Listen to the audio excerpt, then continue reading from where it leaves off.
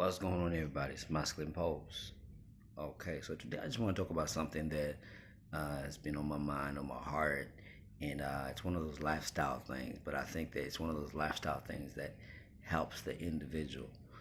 I realize that this type of message is it's not going to reach many people.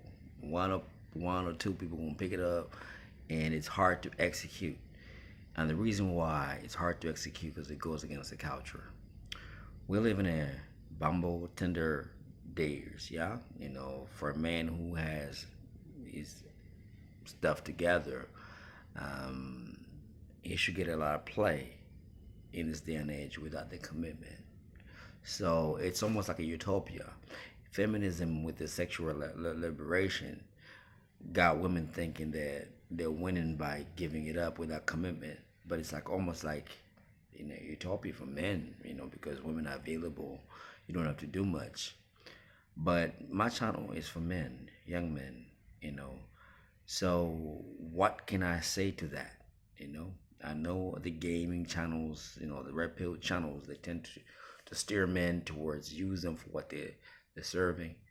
But what I'm going to tell you, I think it's important for a young man to stay away from giving your strength to women. When you sleep with a lot of people, sex is never free, yeah? Sex is never free. If you engage, I will give you an example. This is something that's happening in the environment that I'm in. Imagine a work environment. You go, you do a job, you leave. Nobody got a thing on you. Nobody's got a hold over you, over nothing. But the moment you start to mess with a girl, you're gonna notice that the energy gonna change. You're gonna have to be extra nice to her, you know, extra gentle, or be mindful of her feelings because she's giving you some. Okay. But before, you would just go there and just do your job and leave your place of work. Same thing if you own a business. Let's say you own a cafe, as I have in the past. Um, that customer keeps coming. Your friends be like, man, you gonna hate that or what? And you go ahead and do that. The amount of free things you have to give away to that woman, it's not even worth the sex that she gave. Because that sex that she giving you, excuse me, she been giving to other people too. You know what I'm saying? So what are you getting? So I think that from what I've observed in the scriptures, the prophets were they abstained. Of course we don't have all the details, but most prophets, for them to be prophets, one of the things they stayed away from women. Because the power that it takes to engage with women, to it's let me just preface this. It's a different thing when you find a woman that elevates you, because women can elevate. Let me not come across as trying to bash women. I'm not trying to bash women. I'm trying to warn men how to move, but at the same time I'm not here to bash women. But for the most part, if you think of Samson and Delilah, okay, was she good for him? Obviously not. If you look at Potiphar's wife, I'm using the Bible terminology, Bible stories here. You see that women can be really, really bad for a man. Like I said, I'm not trying to bash women, so don't get out here like, oh, why you hating?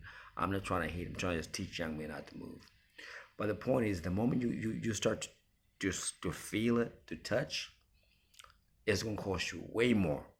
Most of your men know what I'm talking about. If you're grown, um, it's better to keep a professional environment, work wise, business wise. It's gonna cost you way less if you abstain and keep to yourself.